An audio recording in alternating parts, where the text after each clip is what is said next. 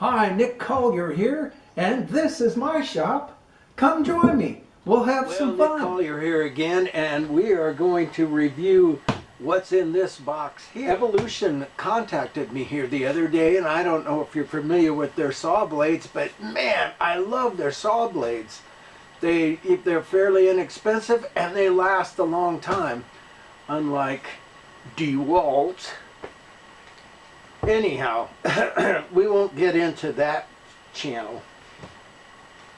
But they contacted me the other day and they said, hey, we've got a new metal cutting saw, chop saw, that it will send you if you want to review it. And I said, well, sure, send it on.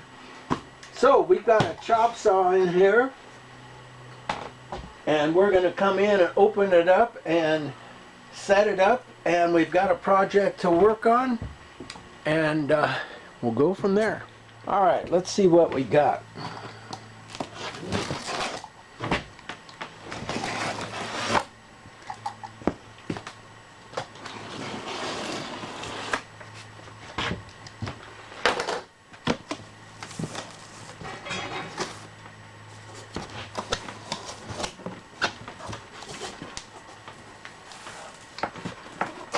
All right, well, we got a bunch of stuff.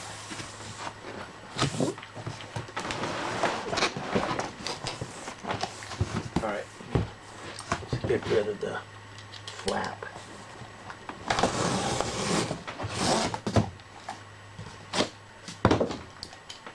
There we go.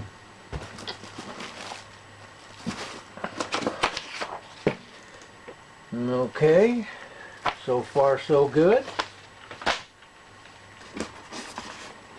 I think I'm just going to pick this up as a unit, see what's underneath.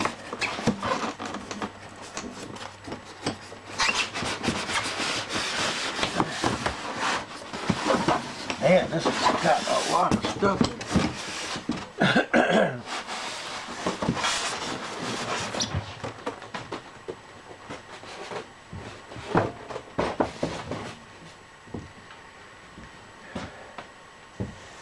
Okay, that's a hell of a looking saw.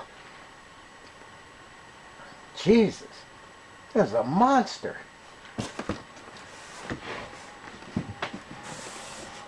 Alright, so let's just take it out piece by piece, see what we come up with.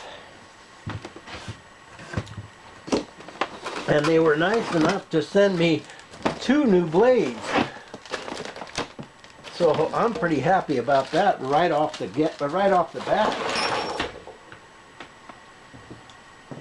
Definitely well packaged.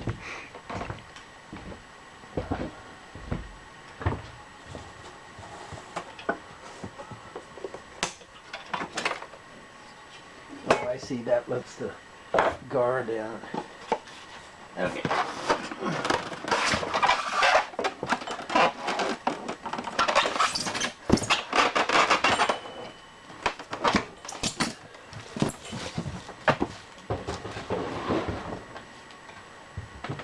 I'll tell you, it is one weighty son of a gun.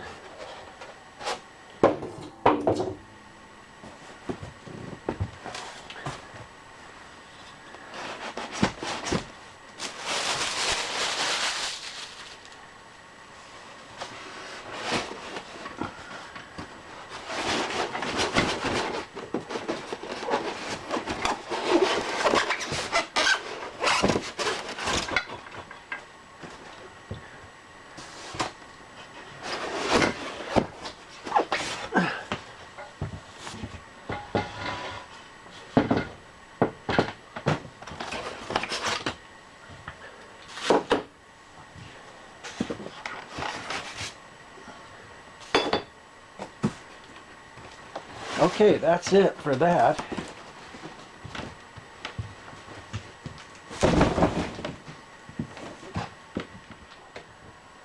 Alright, as far as I can tell, this has got a rotating head on it, which really is a whole new approach to metal cutting. So let's see what we can do about getting this thing in place.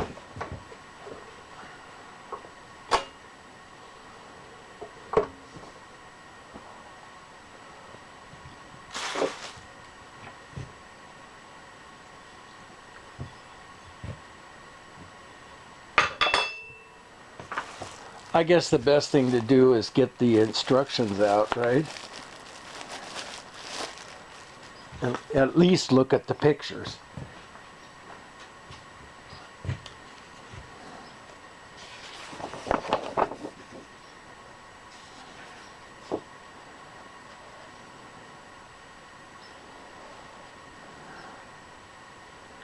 All right, this little clamp here, this guy goes at the very back of the slider. This has got a sliding head on it.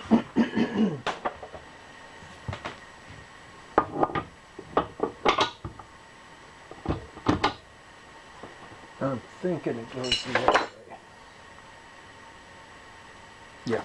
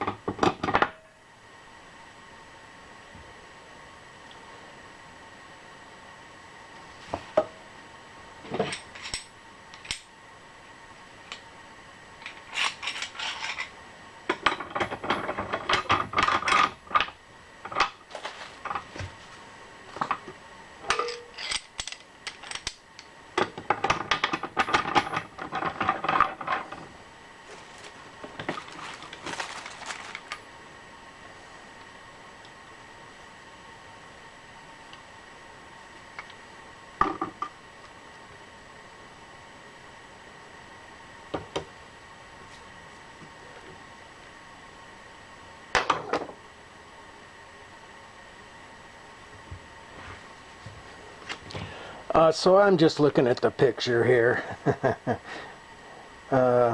We may have to get into the book at some point, but at this point I think I can just see what's going on.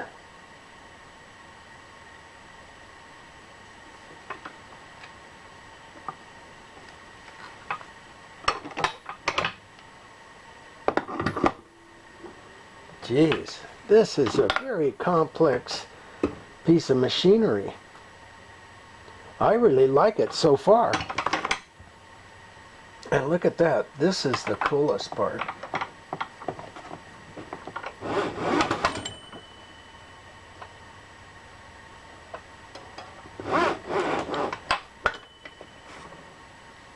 All right, what do these go to?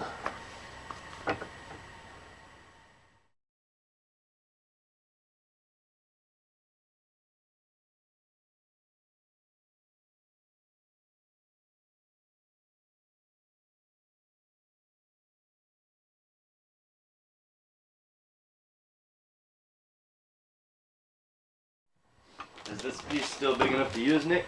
Put it in the middle? Oh yeah. Does it still grab it good? Yeah, I think it'll grab it fine.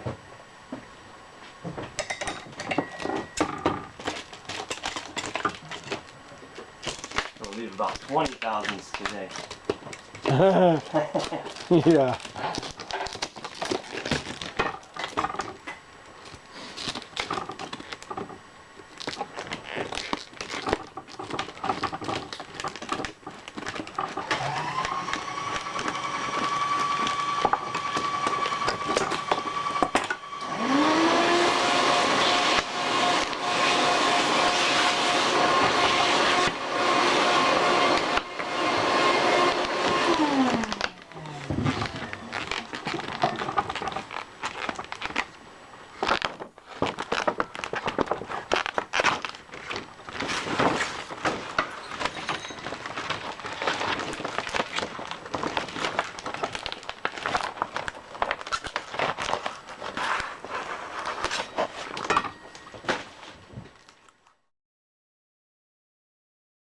Okay, while Jason's over there on the mill making a bunch of racket, I'm gonna do a voice overlay here while I'm in the office.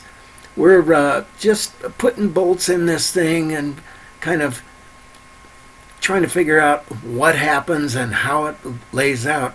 Now this black bar that I've got my hands resting on, it's pretty amazing because it rises and lowers depending on how big a piece of metal you're working with.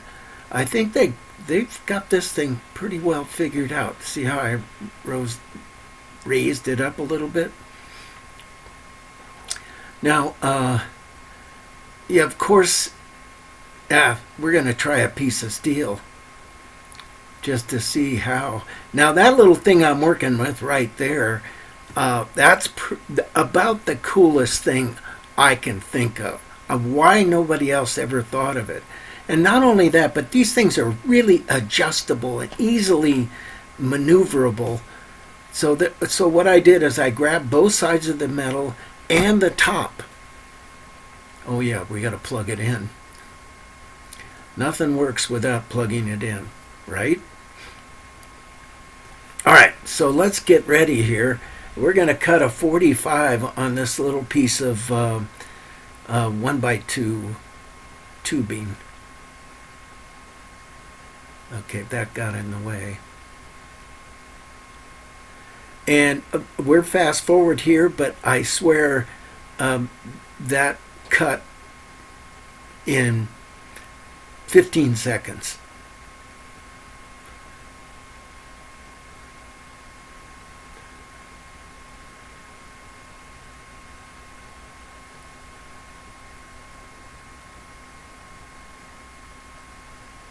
Now, the one thing I do like about this saw over the DeWalt, which I am very disappointed in DeWalt lately, is this saw travels at about half the speed, which originally when I saw this saw probably 20, 30 years ago maybe, and when it first came out, this kind of cutting system, when it first came out, the saw blade traveled really slow, and it really helped keep the blades from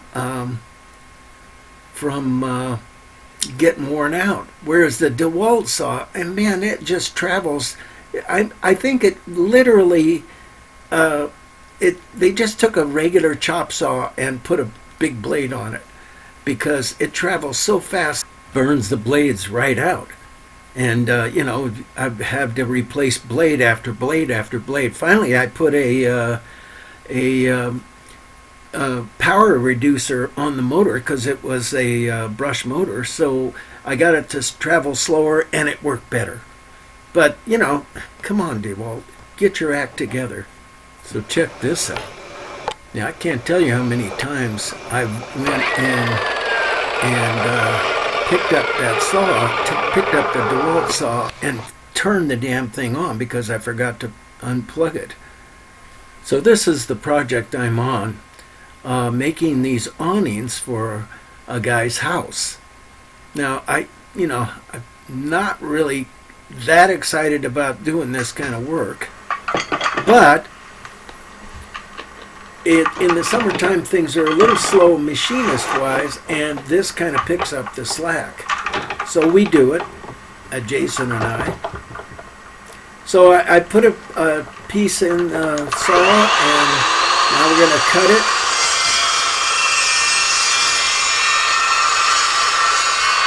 You could just see it just like butter.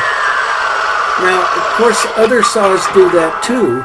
But this thing has all of these little knobs and advantages. Okay, we're back to the awning, and basically we're just going to prep the metal and go from there.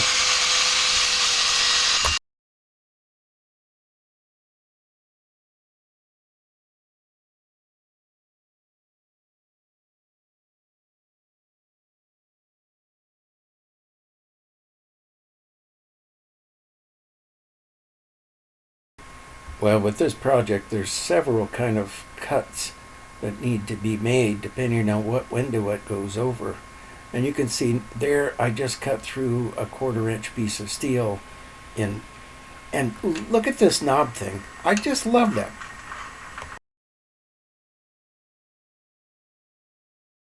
Okay, we got to drill a couple holes in this thing, and pretty straightforward deal. One hole drilled. Okay, we've got 6 of our frames. Well, actually 5. We got one more to do. Anyhow, we've got 5 of our frames and one more to do. Actually, 2 more to do. There's 8 in the whole set. But we have to take it over to the house, and we've got to test it out one more time. This will be the 3rd time we've gone to the house and put these things up there, and just to make sure before I solidly weld everything in. So, a journey to the house. Maybe we'll take a little film there, maybe not. Okay, it's the weekend, and as I try to promise myself, I only work on things I want to work on the weekend. And I've been working on this project for, I don't know, probably about a year and a half. But there's a story behind it. And the story is, about 5 years ago, this woman calls me up and says, hey, I've got this nutcracker, and I have a guy in the East Coast that makes them for me, but it's a big hassle, and I'd like to get someone close to make them for me. And I said, well, I'm your guy. And she'd already been selling these probably 60 a year. And so we started in making 30 for her. It was a pretty straightforward process. I just took a nutcracker that she already had and copied it, and set up all the files to get it cut out at a local laser cutter. So that went on for about 5 years. Every year I'd make 30 or 40 or 50 of these for her and make some decent money, and she would sell them and then order again. And about a year ago, she ended up moving to Florida. Not my favorite state, but hey, everybody's got their own opinions. And she moved to Florida, and she called me up one day and she says, I'm done with this. I'm not doing it anymore. And I said, well, okay. I can't afford to buy the idea from you, but if I could take it over, and I'll give you a little kickback on every one you sell. She says, that sounds good. So I decided, and you know, the nutcracker that was before, and I'm going to see if I can come up with a...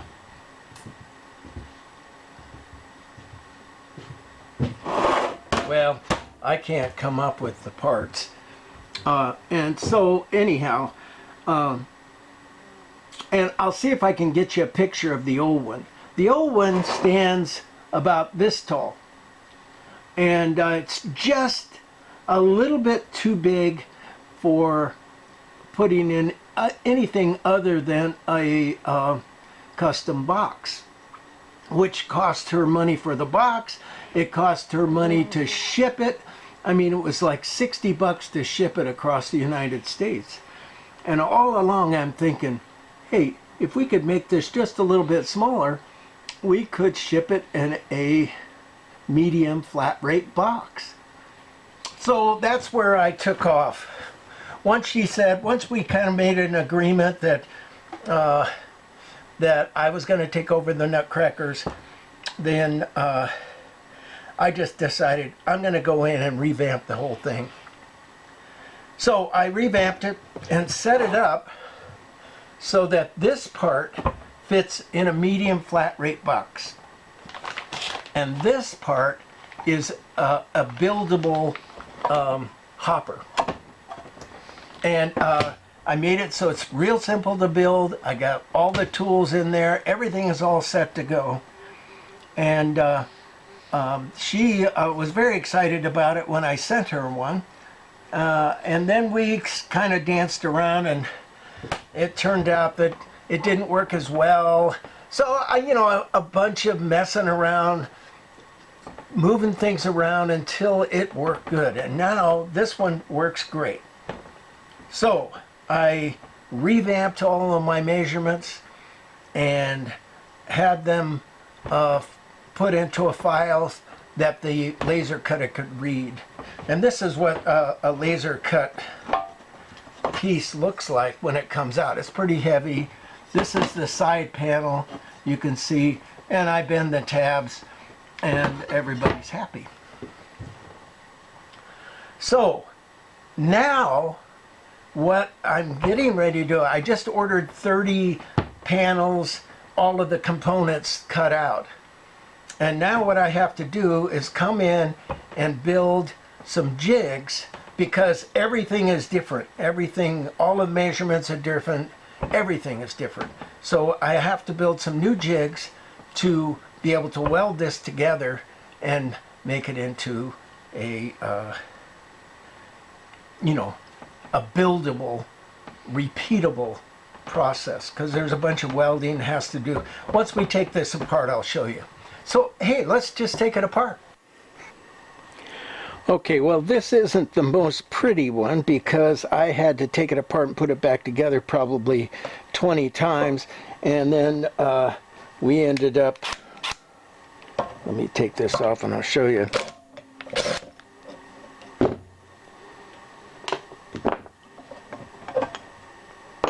We ended up having to move this from over here a 1/4 inch back to get the thing to function correctly. But now it functions, and everybody's pretty happy.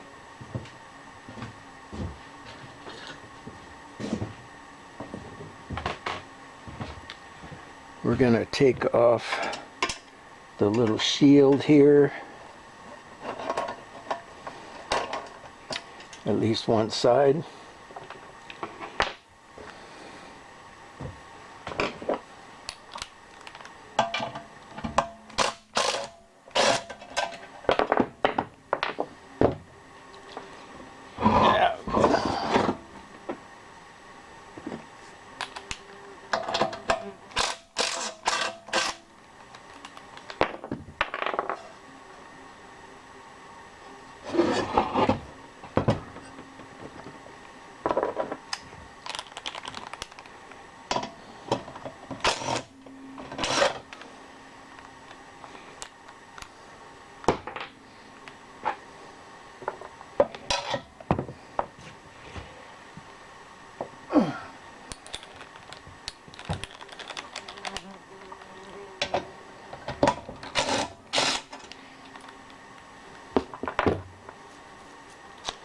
Okay, hopper comes off.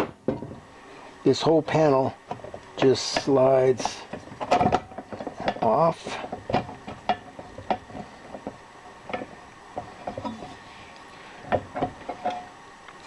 And there's the working mechanism. Now, this is not as clean as normal, but it's because I did a lot of welding and messing around.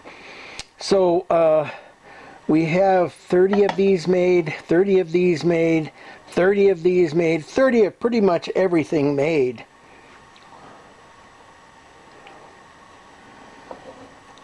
And I'm seeing this to be just a bit high.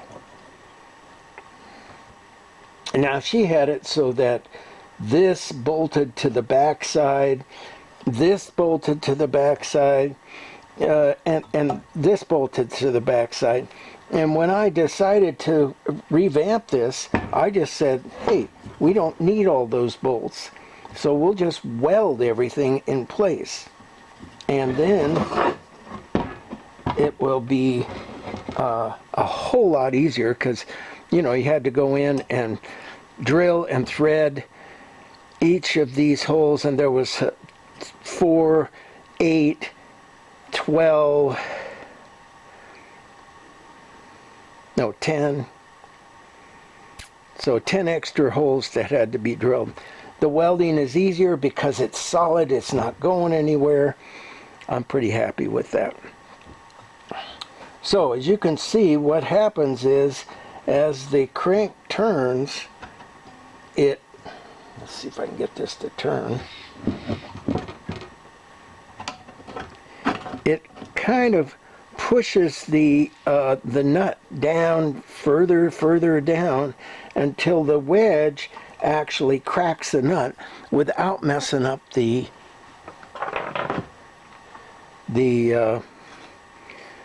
meat of the nut itself. You can kind of see it in there. So then, well, I can't do it. Oh, maybe we could do it here.